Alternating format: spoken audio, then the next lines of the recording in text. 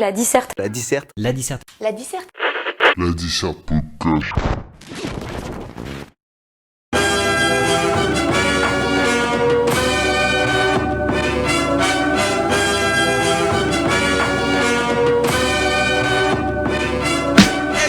Yo, bonjour à toutes et à tous et bienvenue dans ce premier épisode de la Disserte Podcast. Bon, pour ce premier épisode, j'ai mis 2 intros pour donner un côté épique au début de cette nouvelle aventure. Les plus connaisseurs auront reconnu, pour la deuxième intro, c'est l'outro du premier album de Bustaflex. Ce beat est toujours, 22 ans après, c'est toujours énorme. J'étais à 2 doigts de lâcher un freestyle, honnêtement. Mais bon, heureusement pour vous, je le fais pas. Qu'est-ce que la Disserte Podcast ? La Disserte Podcast, c'est un nouveau podcast de musique qui parlera principalement de hip-hop autour d'une question posée au début de chaque épisode. Donc, du coup, vous faites le rapprochement entre disserte et dissertation. Maintenant, le nom du podcast. Et donc, cette question sera posée autour d'un album, d'un artiste ou d'un événement majeur qui a marqué ce genre musical. Dans ce premier épisode, nous allons tenter de répondre à la question suivante. Freeze Corleone a-t-il ramené l'équilibre dans la force ? Donc, Freeze Corleone, tout le monde en a entendu parler ces 2 derniers mois, c'est vraiment l'artiste du moment. Dans la question posée dans ce premier épisode, vous voyez bien qu'il y a un rapport direct avec Star Wars. Bien sûr, c'est parce que Freeze Corleone a sorti un album il y a 2 mois maintenant, qui s'appelait LMF, acronyme pour La Menace Fantôme. Et le premier épisode de la pré-trilogie de Star Wars s'appelle lui aussi La Menace Fantôme. Donc ici, a-t-il ramené l'équilibre dans la force ? C'est un parallèle où la force peut être comparée au rap game, dirons-nous, et Freeze Corleone à Dark Maul. Même si je pense que malgré les sujets, le thème et l'ambiance générale et le concept que Freeze Corleone apporte au hip-hop, on pourrait dire que c'est sombre. Pour moi, c'est plus, il apporte la lumière et donc, le bien dans le hip-hop. On verra pourquoi plus tard. Qui est Freeze Corleone déjà ? Freeze Corleone, c'est un rappeur, beatmaker, rap depuis 2010 et qui a plusieurs pseudonymes. Par exemple, Professeur Shen, Prof Shen, Shen Laden, Shenzhen, Philippe Lin, Tom Elvis, Freeze Rail et aussi Freeze Corleone de par Roselyne Bachot. Freeze Corleone fait partie du collectif la Ligue des Ombres, donc qui se fait aussi appeler 667, la secte ou le Mange-Mort Squad. Bon, désolé, des fois je pète des câbles avec Squad, c'est à cause de Brick Squad, bien sûr, de Waka Flocka Flame. Les connaisseurs de rap américain du Sud sauront de quoi je parle. Mais Freeze Corleone fait partie de ce collectif qui compte beaucoup de rappeurs, comme Afro S, Doc OVG, Norsace, Osiris Jack, Slim C, Kaki Santana, Zuku Maizi et Blackjack. Donc dans ce collectif, c'est réellement Freeze Corleone qui est mis en avant. Les autres rappeurs n'ont pas la même couverture médiatique que Freeze, mais petit à petit, comme Osiris Jack ou Zuku Maizi, ils commencent à faire leur petite place dans ce rap game.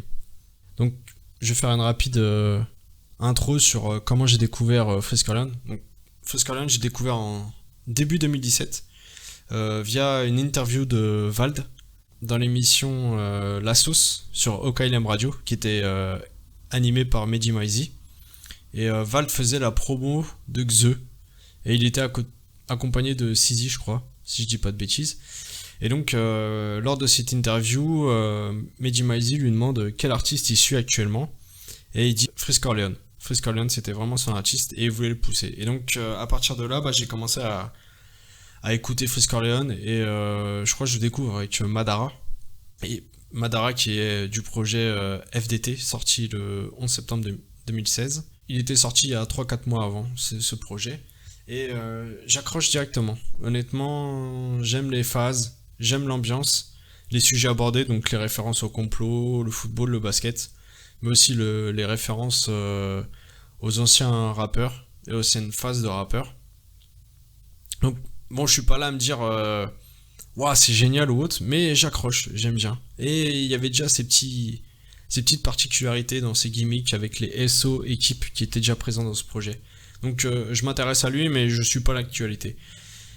Et fin 2017, Freeze Corleone revient avec un projet qui s'appelle THC, donc en référence avec la drogue, bien sûr. Mais aussi, c'est l'acronyme de The Hash Click, qui est un groupe de producteurs composé de S-Boy et de Bobby San, qui sort aussi le 11 septembre 2017, donc Freeze est très attaché à cette date, peut-on dire. Et ce projet, comment dire, je l'écoute parce que Freeze a attiré mon attention, mais j'ai pas trop d'attentes, sauf que je suis un peu déçu. C'est un peu un spin-off, on va dire, dans la carrière de Freeze Corleone. Il y a quelques grosses prods, mais Freeze, je le trouve pas transcendant dessus. Enfin, il est très nonchalant. Il n'y a pas une réelle évolution par rapport à FDT, ou même dans les punchlines. Enfin, je sais pas. C'est pas mauvais, mais c'est pas exceptionnel. Donc j'écoute de temps en temps ces deux projets, mais je suis pas là à attendre un nouveau projet ou à suivre l'actualité. Et en 2018, donc le 13 novembre, sort Projet Bluebeam. Et là ça explose. Enfin, ça explose pour le public hip-hop qui écoute le hip-hop en dehors de ce qui passe dans les médias et qui cherche un peu. Et là, on a vraiment un projet d'un Freeze Corleone qui est confirmé avec tous les codes qu'on retrouve actuellement. Et c'est là où, de mon côté, je suis l'actualité de Freeze Corleone, où réellement j'en parle autour de moi. Et ça se voit même au niveau des grands médias qui parlent de Freeze Corleone, que ce soit dans les émissions, les podcasts, ça commence à parler réellement de son nom et à vanter le niveau de ce projet Bluebeam. Donc projet Bluebeam, c'est en référence à un projet de dictature que voudrait mettre le nouvel ordre mondial. Donc toujours ce rapport au complot. Et donc il commence à avoir du buzz à ce moment-là. Et là je me dis réellement avec c'est Jeremy Lin en rapport avec le rap. Non, j'allais dire rappeur. Non, avec le basketteur. Et aussi un rapport au lin, le lean, la boisson, qui a fait son immersion dans le sud des États-Unis. Et donc, c'est sur ces bases que LMF sort cette année, le 11 septembre 2020. Nous allons voir comment, via cet album, et pas que, Freeze Corleone a-t-il ramené la lumière, dirons-nous, dans ce rap game un peu trop édulcoré, je trouve, donc, dans le rap mainstream, dans les médias qui passent, que ce soit à la télé ou dans les radios, où c'est un rap un peu aseptisé, très zumba avec des codes, où bien sûr faut pas aborder certains sujets par peur d'être censuré ou de ne pas toucher sa SACEM en ne passant pas dans les médias. Bien sûr, c'est pas une satire du rap mainstream, hein. On peut faire du bon rap tout en étant mainstream, mais actuellement, ce qui passe à la radio, pour moi, c'est plus de la bouillie. C'est pas terrible. Donc voilà. Donc, comment Freeze Corleone a-t-il ramené la lumière dans ce rap? Bah, tout d'abord, Freeze Corleone, contrairement à 95-98% des rappeurs, c'est qu'il est en indépendant via le label MMS Record. Donc, cela veut dire que Freeze possède ses droits et ses masters. Comme il le dit dans l'intro de LMF, Freezerel, j'ai mes droits et j'ai mes masters. Sauf que la petite particularité de cet album, c'est que LMF est distribué par la major Universal Music France. Voilà. Donc, Freeze Corleone, il a bien compris que si tu veux vendre des CD, faut le sortir en physique et il faut être lié à une major, comme le fait PNL, comme la plupart des gens. Donc, certaines personnes a critiqué ce choix, mais c'est son métier. Je comprends que maintenant il arrive à un terme où il a un univers ou autre et il a envie de vendre, il a envie de récupérer de l'argent et tout ce travail fourni. Voilà, donc je comprends pas les polémiques que certaines personnes, oui, il faut qu'il reste tout le temps indépendant, faut tout le temps que ça reste dans la rue, les mecs qui distribuent ces CD dans la rue comme dans les années 90, non, faut arrêter avec ça, Tant mieux si un rappeur, un indépendant pète totalement et passe à la radio, c'est très bien pour lui, Et donc, via ça, Freeze Corleone, au bout d'une semaine, vend 27 000 albums, ce qui est démentiel pour quelqu'un en indépendant, hein. Honnêtement, il a fait péter les prévisions, que ce soit les médias ou même moi-même qui a une petite connaissance du marché, dirons-nous. Les prévisions c'était entre 8000 et 12 000, et encore dépasser 10 000 c'était inespéré. Et là il fait 27 000 avec le buzz qu'il a. Bon, après par contre, au bout d'une semaine, il est lâché par Universal Music au niveau de la distribution des CD. Suite à la polémique et la référence dans Hors Ligne, via la punchline RAF des bip. Donc bon, on va pas parler ici de la polémique, ça a aucun intérêt. Mais il y a aussi le boycott de la Fnac. Bon ça, je sais pas si c'est réellement vrai, ou si c'était juste pour faire du buzz. Mais en tout cas ça a marché, très bonne promo. Et au bout de 3 semaines, il arrive à faire disque d'or. Donc en France, disque d'or c'est lorsqu'un artiste vend plus de 50 000 albums. Donc c'est incroyable. Franchement, moi je pensais que peut-être sur le long terme, au bout de 1 an, 2 ans, il allait faire 50 000 ventes. Un peu comme Une main lave l'autre de Alpha One. Mais lui il arrive à le faire en 3 semaines. Et là actuellement on est bientôt à 2 mois de sortie de LMF. Il est à peu près entre 65 et 70 000 albums. Donc je pense qu'au bout d'1 an, il arrivera à faire disque de platine. Donc 100 000 albums aisément. Et ça c'est incroyable. Mais comment a-t-il réussi à vendre autant d'albums en étant indépendant et en passant pas dans les médias? Donc il a réussi à créer une hype autour de lui via une grosse fanbase. Et ça, cette fanbase, il l'a créée via une secte, comme il le dit lui-même. Comme je vous l'ai dit dans l'intro, il fait partie du collectif de la Ligue des Ombres, qui se fait appeler aussi 667 et la secte. Et bien Freeze Corleone, c'est le gourou de cette secte. Et il utilise plusieurs procédés pour être un gourou.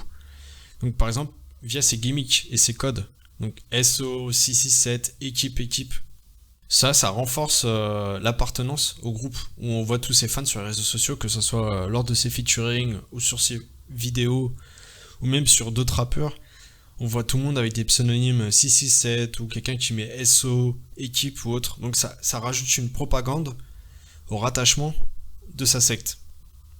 Et comme il le dit, hein, il fait des références à la secte, et lui-même, dans l'intro de LMF, avec le titre Freeze Raël, c'est un lien avec Freeze Corleone et Raël, le gourou du mouvement raélien, donc c'est une secte. Et ce qui renforce ce terme de gourou, pour nous dire, c'est le fait qu'il utilise plusieurs pseudonymes. Comme je vous l'ai dit au tout début, ça rajoute un côté mystique au personnage. Et aussi, Freeze, c'est pas quelqu'un qui parle beaucoup de lui, de sa vie privée dans ses textes. Et il donne pas d'interview. Donc le seul moyen d'avoir des informations sur lui, sur son univers, sur ce qu'il est, c'est en écoutant ses albums. Et ça donne aux gens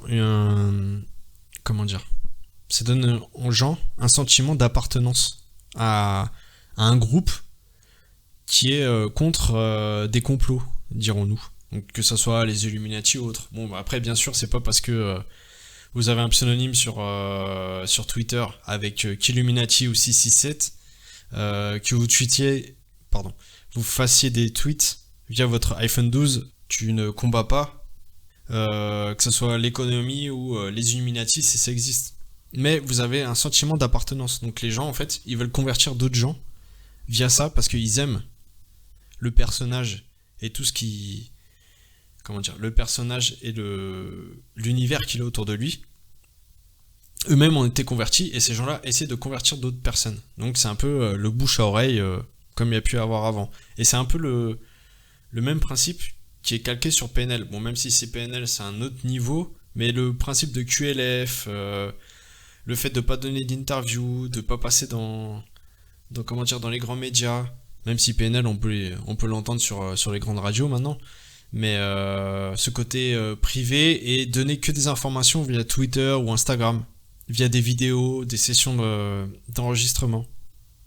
Et donc ça donne une certaine proximité parce que l'auditeur a l'impression qu'il est privilégié par rapport aux autres. Ou par exemple, contrairement à si vous voyez un rappeur qui passe sur les ondes ou autre, il n'y a plus ce côté d'appartenance où je connais cette personne et j'ai permis au mouvement de le faire évoluer via des gimmicks ou autres dans les réseaux. Mais Freeze Corleone, c'est pas seulement une personne qui utilise les réseaux sociaux et qui dit des gimmicks qui a permis de le faire exploser, dirons-nous. c'est quelqu'un qui a aussi un concept au niveau des thèmes abordés et de l'ambiance. C'est des sujets sur le complot, des faits historiques, que ce soit sur des génocides, des guerres, de football, de NBA, de culture, de drogue aussi. Il y a Freeze Corleone, je sais pas si c'est parce qu'il a vécu à Montréal, pas que, hein, bien sûr, mais il est très proche de la culture américaine. Et c'est vrai que maintenant, la culture américaine, c'est une culture qu'on retrouve partout, hein, que ce soit dans la nourriture, sur les réseaux sociaux, à la télé ou autre. Donc on est envahi par ces cultures. Et Freeze, il connaît ses codes et il l'utilise à bon escient. Mais ça, ces thèmes abordés, cette ambiance, ça fait depuis 2014 que Freeze les maîtrise.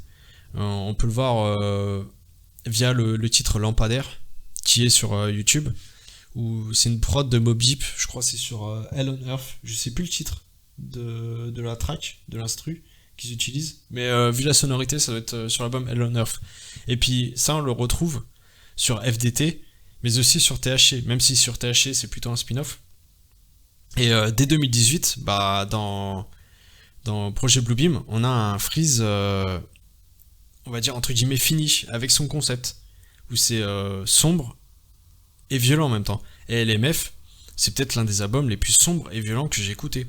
Pas sombre et violent de la manière de Hors Noir de Caris, mais sombre et violent, comment dire, comme si vous avez regardé un reportage pendant 8 heures sur l'Holocauste ou des génocides. C'est réellement, il y a des sons comme Ars de guerre, PDM, peine de mort, ou numérologie. La première fois que t'écoutes ça, tu te prends une baffe. Tu te prends une baffe, c'est impressionnant.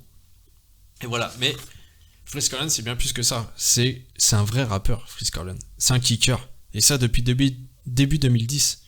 Il y a quelques freestyles qu'on peut voir sur YouTube, donc, où il se filme en train de faire de l'ego trip. Hein. Bon, bien sûr, début 2010, c'était vraiment la mode de faire de l'ego trip. Et il fait de l'ego trip sur des instrus. Bon, c'est principalement du Dr. Dre ou du Pharrell, donc comme sur Break and Age, Ding Dong, Mr. Me Too, où il fait de l'ego trip. Et tu vois que déjà il a une culture où il utilise des prods classiques, dirons-nous, que ce soit des années 90, mais aussi des années 2000, et il kick dessus. Si vous voulez écouter le projet, c'est À la recherche de la Daillance, où moi, c'est pas vraiment un projet construit, c'est plusieurs freestyles mis sur un projet. Et d'ailleurs, il s'appelait pas Freeze Corleone encore à cette époque-là, c'était El Freeze. Et donc, il a travaillé sa technique jusqu'à maintenant, donc ça fait 20 ans qu'il rappe. Et ça, on peut le voir, qu'au niveau flow, il est largement au-dessus de la moyenne, via Rap Catéchisme, avec Alpha One, qui est la track numéro 3 ou 4, je sais plus sur l'album, 4, je dirais. Et Alpha One, c'est peut-être le meilleur kicker de ce rap game, hein. Honnêtement, Alpha One est trop fort, et beaucoup disent que Freeze Corleone est au niveau d'Alpha One. Bon, moi je serais pas là à dire à aller jusque là, dirons-nous, mais Freeze est peut-être un petit peu en dessous, mais il tient la barre à Alpha One, et Alpha One c'est quelque chose, hein. Faut y aller, hein. La plupart se font outshiner par Alpha, et donc ça prouve le niveau de Freeze Corleone. Mais c'est pas que du kickage, c'est qu'il y a aussi des schémas Dream. Des schémas Dream au-dessus de la moyenne, hein. C'est pas allez où ma moula, je te passe ma moulaga, t'es parti, t'es pas là, de Hust Enfoiré, hein. C'est un autre niveau. C'est un autre niveau. Par exemple, dans Stretch Cat, sur cette track, il utilise l'homophonie. Donc, par exemple, il dit conce plus d'essence que les V12. Par semaine, je m'allume des 28 et des 12. Sur les prods, comme si j'étais 12. En balle, je découpe des 16, des 8 et des 12. Donc, bien sûr, quand il dit conce plus d'essence qu'un V12, un V12, c'est rapport au moteur. Je m'allume des 28 et des 12, c'est par rapport à la drogue, par rapport à la fumette. Sur les prods, comme si j'étais 12. Donc, comme si lui était l'équivalent de 12 rappeurs au mic, et je découpe des 16, des 8 et des 12. Ça, c'est les couplets des rappeurs, pour ceux qui savent pas. Donc là, comment dire, c'est technique. Après, bon, peut-être le sujet, c'est pas du Molière ou autre, mais c'est du technique, c'est recherché. Bon, par contre, pour moi, l'homophonie de cet album, c'est Alpha One sur Rap Catéchisme encore. C'est Gucci Prada Boy, je veux le bif de Val Kilmer, s'il croit qu'il me Val Kilmer. C'est entre le flow plus le texte, plus la technique, Alpha c'est trop, faut qu'il respecte les autres. Il y a aussi il a un champ lexical et des métaphores pour imager ses propos, comme pas beaucoup de rappeurs ont. Comme dans Tarkov. Il dit « Je suis là pour les sous, à propos des chiffres, SO Andrei Markov ». Donc Andrei Markov, c'est un mathématicien russe qui a travaillé sur les probabilités, les théories du nombre. Donc ça renforce ses propos, ça image ses propos. Et ça augmente l'imagination de l'auditeur quand il rappe. Donc bon, après je sais qu'il y en a beaucoup qui disent ouais c'est tout le temps la même chose, c'est SO. Oui mais ces SO permettent de développer ses propos et d'enrichir ses propos et de pousser à fond ses rimes et ses propos. Et ça, c'est quelque chose de fort. Et ça c'est un concept que lui, je sais pas si on peut dire qu'il l'a inventé, mais c'est quelque chose qu'il a développé lui-même et qui surutilise, entre guillemets. Et aussi toutes ces références à la pop culture, à la série, aux séries, aux films, au sport, à la musique, et aussi aux références aux anciens de ce mouvement, où c'est incroyable. Je sais pas si c'est lui qui passe ses journées à regarder des séries, des documentaires sur YouTube ou autre, pour appuyer ses propos. C'est là où Freeze Corleone, contrairement aux autres rappeurs, à la plupart des rappeurs, dirons-nous, qui vendent un minimum d'albums, c'est que il a pas fait concession sur aucun point, que ce soit les thèmes abordés, la nature de cet album, mais aussi sur la tracklist de l'album, qui est tout à fait cohérent. Tout est cohérent sur cet album. Où ses invités, il y a des OG, comme le Roi Enoch, où clairement Freeze Corleone, c'est le fils du Roi Enoch, où le Roi Enoch a été un des premiers à... Même si c'est un rappeur fantasque, hein, on va pas se le cacher, et qui a jamais eu de poids dans le rap game, c'est un des premiers rappeurs qui a émis dans ses textes les soupçons de complot ou mis en avant des complots. Bon, après, il y a eu Mobb Deep, hein. Il a rien inventé, hein. En 95, il y a déjà Mobb Deep qui parlait de ça, hein. Mais voilà, il y a aussi Sean, Alpha 520 et Desporochi. Bon, Desporochi, il avait explosé quand même à l'époque, mais bon, il a juste fait un album, après il est parti. Alpha 520. Moi, j'écoutais parce qu'il venait du 93 comme Sean, mais honnêtement, c'est pas des rappeurs qui étaient réellement dans le rap game. Et il fait aussi, il invite aussi son crew, donc comme Kaki Santana, Blackjack ou Osiris Jack. Donc c'est une continuité, faire découvrir son crew, faire venir les OG, mais aussi la nouvelle école de rappeurs drill en France. Donc H22, la F, mais aussi les rappeurs comme lui, Stavo et Alpha. Donc honnêtement, dans cette tracklist, il n'y a aucun rappeur qui passe à la radio. Peut-être Stavo avec le 13 blocs, mais bon... Il n'y a pas eu de guest star ou autre. Je pense que s'il avait voulu, il aurait peut-être pu ramener un Booba ou autre. Mais il a voulu rester cohérent et intègre avec tout ce qu'il a fait, de tout ce qu'il développe depuis 10 ans. Et ça, un grand respect à lui. Mais cet album aussi, et ces 2 dernières années de Freeze Corleone, me fait poser des questions. Lors du freestyle, Welcome to the Party, donc, où il a repris l'instru de la mixtape de Pop Smoke, REP à Pop Smoke, hein. Ça, Pop Smoke, je sais pas quelle carrière il aurait pu avoir, mais il avait quelque chose, honnêtement. Meet the Woo, c'était une très bonne mixtape, très très bonne mixtape. Et donc il a repris cette musique, où là, on s'est dit, Freeze Corleone va s'orienter vers la drill pour LMF. Donc Freeze Corleone faisait plutôt de la trap, on va dire, même si tout est dans le rap, c'est compliqué de mettre des rappeurs dans des cases maintenant parce que les styles sont tellement mélangés, et sur un projet tu peux avoir tellement de styles que dire tel rappeur fait que de la trap ou tel rappeur fait que de la drill, c'est très compliqué. Mais la drill, pour ceux qui connaissent pas, c'est un dérivé de la trap. Bon, les puristes de la drill vont s'arracher les cheveux s'ils entendent ça. Donc on va dire plutôt c'est une évolution de la trap. Donc la drill, c'est une évolution de la trap qui a débuté en 2012-2013 à Chicago via DJL, mais qui a surtout été popularisée par Chief Keef et Young Chop. Donc en fait, c'est des sonorités trap où les snares sont plus rythmés, comme une parade, les tchic tchic tchic tchic, et ils sont à contre-temps par rapport à la mélodie. Et par contre, il y a la drill UK, donc qui a été popularisé via Pop Smoke et la mixtape Meet the Woo, comme je vous l'ai dit, entre guillemets avec Dior et Welcome to the Party, où c'était des musiques qui ont fait rentrer la drill dans les clubs. Et donc la drill UK, par rapport à la drill de Chicago, c'est qu'ils ont rajouté des glides de basse, donc vers les écus. Donc ça fait genre, je le fais très très mal. Mais si vous écoutez que ce soit War de Drake ou même la mixtape de Pop Smoke, vous verrez directement de quoi je parle. Et donc, moi ce que j'attendais, et je pense que beaucoup de gens par rapport à ce freestyle, c'est qu'il y ait une nouvelle sonorité de drill en France, un peu comme Or Noir en 2013, Or Noir de Caris avec Thérapie, qui a mis les bases de la trappe en France. Donc moi j'attendais ça avec Freeze. Et honnêtement actuellement ça fait que 2 mois qu'il est sorti, donc c'est compliqué de savoir si réellement cet album va mettre les bases de la drill française entre guillemets, ou sur cet album LMF, on va dire les glides de basse vers les écus sont présentes, mais sont moins forts quand même que la drill UK qu'on peut entendre sur Pop Smoke, mais aussi des artistes de la UK, et les snares un peu moins forts. Et je trouve que c'est beaucoup plus mélodieux. Donc à voir avec le temps. Après c'est peut-être, je trouve pas que c'est révolutionnaire parce que comme je vous l'ai dit, c'est une évolution de la trappe. Donc la trappe on entend ça depuis plus de 10 ans. Enfin les sonorités c'est pas révolutionnaire, c'est juste derrière les snares et de la glide. Donc mais tant mieux parce que un album que de drill ça aurait été indigeste au possible.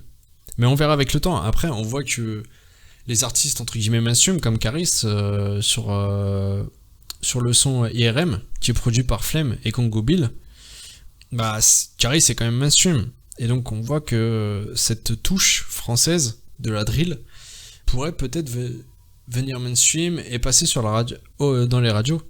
Donc on verra avec le temps, mais pour moi ça n'a pas été aussi prenant que Or Noir. Bon après c'est pas une déception, hein, loin de là, hein, mais c'était une attente que j'avais là-dessus. Après je pense que Freeze, là sur cet album, il y a un côté drill, mais sur le long terme, je suis pas sûr qu'il soit le porte-étendard et qu'il continue dans cette voie. Ce sera plus Gazo qui lui fait, où tu sens que c'est de la drill vraiment UK avec les glides de basse à fond, et t'as les snares aussi, tu les entends à fond. Et dans le style aussi, où il y a moins de thématiques, il y a moins de concepts autour de ça. Mais Gazo, en plus, il a signé en major là chez Epic Records France. Donc on verra par la suite. Hein. Et aussi des interrogations sur est-ce que Freeze est réellement l'élu de ramener l'équilibre dans ce rap game. Et ça, c'est dans ce que je vais dire, c'est pas quelque chose que je reproche, loin de là. Où je pense qu'il a eu totalement raison de le faire. C'est entre 2018 et après la sortie de Projet Bluebeam où il a commencé à faire son nom et avoir réellement une attente auprès de lui. C'est qu'il a multiplié les feats. Avant, quand on regarde dans FDT, il y avait un seul feat. Dans THC il y a 0 feat. Non, dans FDT il y a 0 feat. Dans THC il y a 0 feat. Et dans Projet Bluebeam, sorti en 2018, il y avait un seul feat avec Osiris Jack sur Sacrifice de Masse. Et là, donc déjà dans LMF il y a multitude de feats. Mais bon, ça c'est tout à fait normal, hein. C'est un peu le Freeze dans son prime, hein. Là il fallait envoyer du lourd, et il s'est fait plaisir au niveau des feats avec les OG et les nouveaux de la scène. Mais il a fait des feats avec Gazo, donc sur leur projet sur le projet des autres rappeurs, Django, Al Capote, Kobalade, et maintenant Caris. Donc ça c'était dans le but de faire monter le buzz et de se faire connaître. Et donc moi je voudrais faire un parallèle avec Booba et Temps Mort. C'est que Temps Mort c'est je sais pas si Booba est meilleur sur Temps Mort que sur Mauvais Oeil, mais Temps Mort c'est pour moi le sommet de la carrière entre guillemets au niveau rap de Booba. Et après Booba il a eu un tournant mainstream où il s'est dit voilà, moi j'ai plus rien à prouver dans le rap, mais j'ai envie de tout péter. Voilà, j'ai envie de tout péter, j'ai envie de faire de la thune, j'ai envie d'être le rappeur le plus connu. Et peut-être que à terme, vu l'ouverture de Freeze Corleone via les autres rappeurs, peut-être qu'à terme Freeze se dit ça aussi. On a un rappeur confirmé, Freeze là, avec LMF, mais son concept il le maîtrise depuis 3 ans. Moi qui écoute Freeze vraiment souvent depuis 2018 et Projet Bluebeam, le concept arrive à son terme pour moi. Donc peut-être qu'il va s'orienter vers le mainstream et changer les thèmes abordés et la musicalité de ses musiques. Bon, ça paraît fou, mais est-ce que Booba, on pensait qu'elle allait faire Baby après Mauvais Oeil étant mort? Non. Mais peut-être. Après, moi, je lui en voudrais pas. Hein. C'est son métier. S'il veut faire de l'argent et être connu, tant mieux pour lui. Et Booba, c'était du rap sans concession. Exactement comme LMF. C'est du rap sans concession que fait Freeze Corleone. Donc, il y a réellement ce parallèle. Et peut-être aussi, ce qui peut nous poser la question, c'est un avis personnel où je trouve que, comment dire, dans ses textes, et peut-être même les instrus, c'est comment dire, c'est plus accessible au grand public, où on va dire peut-être que les lignes ou les références sont moins recherchées que sur Projet Bluebeam. Où bon, bien sûr, il y a toujours les théories du complot et c'est pas des sujets au tout public ou autre, ou des fois Andrei Markov, je vous dis honnêtement, c'est pas quelqu'un que je connaissais avant d'avoir fait des recherches sur lui. Mais je trouve les gimmicks et les punchlines, enfin surtout les punchlines, plus tout public, où il y a moins de recherche là-dessus, donc peut-être c'est une ouverture vers le mainstream pour toucher plus de public, que ça soit plus accessible, je sais pas. Mais ça, on verra sur le long terme. Réellement, la question que je me pose, c'est sur la durée, est-ce que Freeze Corleone, c'est pas un album où il pète tout en indé, et puis après, ça va redevenir comme Projet Bluebeam, ou avant, où il vendra toujours 20 à 30 000 albums, mais via les gens de sa secte. Je sais pas, parce que s'il veut perdurer au niveau des chiffres, il faut qu'il se renouvelle. Donc ça sera peut-être vers le mainstream, ou alors renouveler son rap, donc que ce soit les thèmes abordés, l'ambiance de ses albums, parce que moi qui l'écoute depuis régulièrement, comme je vous l'ai dit, depuis 3 ans, LMF c'est une version V2 boostée de Projet Bluebeam. Donc moi si l'année prochaine il sort un nouvel album ou dans 2 ans, bon après maintenant ça va tellement vite, on passe tellement d'un projet à l'autre, d'un rappeur à l'autre, tous les 2 mois il y a un nouveau rappeur, ou autre, donc on oublie très vite. Hein. Mais si dans 1 an il nous fait un LMF 2.0, je suis pas sûr que les gens soient au rendez-vous, parce que les anciens qui l'écoutent depuis longtemps auront déjà eu 2 à 3 projets du même délire entre guillemets, donc peut-être il y aura une overdose de ce délire. Je sais pas, honnêtement, je suis très curieux de savoir ce qu'il va faire comme prochain projet. On verra. Après, je ferai pas de pari là-dessus parce que c'est compliqué. On verra déjà au niveau si la nouvelle sonorité drill concoctée par entre guillemets Flemme, Freeze Corleone aussi qui est beatmaker, hein, qui coproduit la plupart des prods de l'album. Si ce mouvement pète au niveau mainstream, ce qui a l'air d'être le cas pour le moment, on verra. Mais par contre, ce qui peut le desservir aussi, c'est son public, cette secte, où ils se prennent pour des puristes. Voilà. Donc eux, ça les énerve que Freeze Corleone ait vendu 27 000 albums. Donc moi, j'ai été ce genre de personne il y a 15 ans, quand j'avais 14-15 ans, et qu'on écoutait du Vontel, du LBC Crew, LGC Crew c'est autre chose, du LBC Crew. Enfin voilà, tout ce qui était un peu le hip-hop américain underground, où on disait oui, ça c'est la vérité ou autre, et en 2007, 2008, 2009, où il y a le vocodeur qui commence à exploser, où on dit non mais ça c'est pas du rap et autres. Enfin maintenant, voilà, 10 ans après, je suis un des premiers à dire que Travis Scott c'est un des meilleurs artistes de ce mouvement. Et bah pour eux, c'est le mec le plus ultra, Freeze Corleone. C'est le Graal. Donc la masse n'a pas le droit d'écouter Freeze Corleone. Et si tu n'écoutais pas Freeze Corleone depuis ses premiers freestyles en 2010, t'es un Yankee. Tu vois, si tu découvres Freeze Corleone avec LMF, t'es un Yankee. Mais non, c'est pas ça. On s'en fout. C'est comme les gens qui ont les commentaires par rapport à la drill. Oui, la drill UK. Faut arrêter. Le rappeur, il a pas tué de gens. La drill, c'est pas réservé à ceux qui ont fait des génocides ou qui ont tué 4 personnes. Si t'as tué 4 personnes, t'inquiète pas que le mec il va pas faire du rap. Hein. Le mec il est en cavale. Donc faut arrêter avec tout ça, ces trucs de gang et tout ça. En France y a pas de gang. Bon, il y en a quelques-uns, mais les mecs dans les gangs ils s'amusent pas à faire du rap.